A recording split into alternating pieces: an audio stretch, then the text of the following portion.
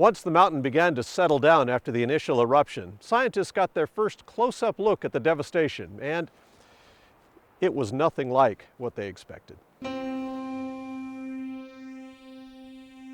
we first went in there, it was kind of disorienting because so much had changed. The old-growth forests that were northwest and northeast of the volcano were gone and had been replaced by a relatively smooth slopes covered with ash. And your initial perception is that everything's dead. I mean, I think President Carter referred to it. He said it makes the moon look like a golf course. And the other thing that was really difficult was scale. You know, these large 3-foot diameter trees were snapped in two. People described them as toothpicks when you were flying in a helicopter.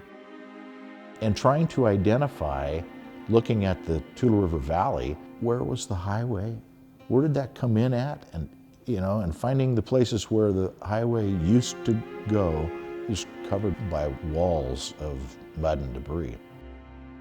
Did go up, and I was kind of amazed at the landscape. Camp was covered with, several hundred feet of mud. There was not one green living thing in any direction, zero color. You didn't get to see a brown or a tan. Everything was ash gray. The soils remained in place, although perhaps buried under tephra and ash that was deposited, and then further buried for good measure by pyroclastic flows. These were flows of incandescent pumice up to 800 degrees Celsius. So any biological molecules that were remaining there after the avalanche would have been vaporized and I assume reduced to their component elements or compounds. So nothing biological remained. I did wonder what would grow.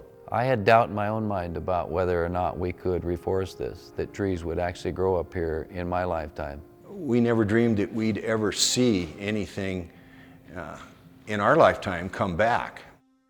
Up in the center of the mountain, things were still happening.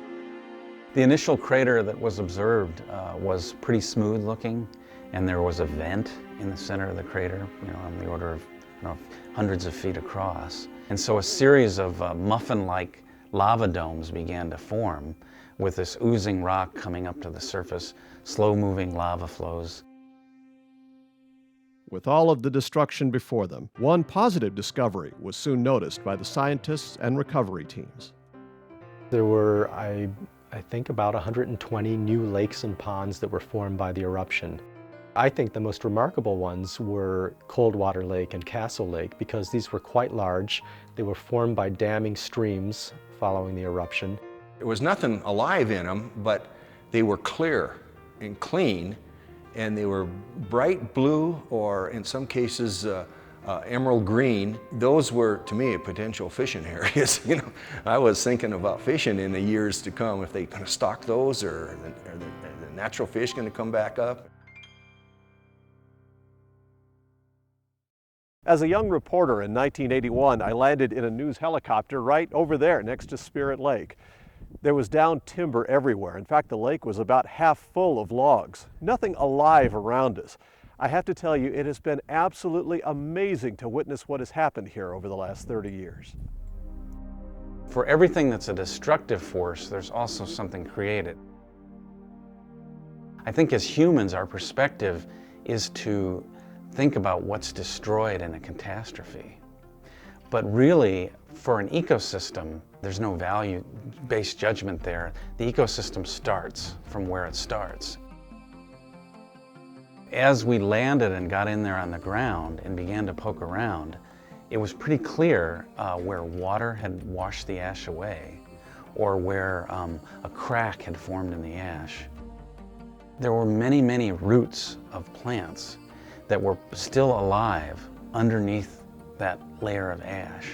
And where the ash was washed away by a stream on a stream side or on a steep slope, we began to see sprigs of those roots resprouting.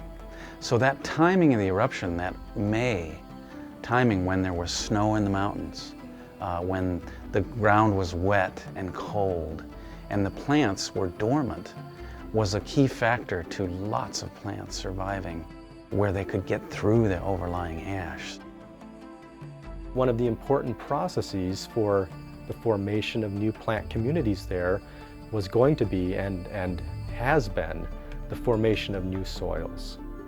The eruption occurred in May. Snow was still on the ground. The gophers were still underground and under snow, and so they survived.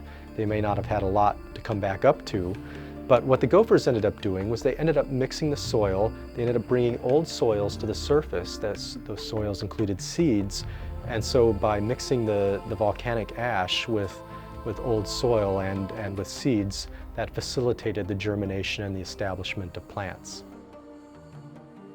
What looked lifeless turned out to be anything but lifeless.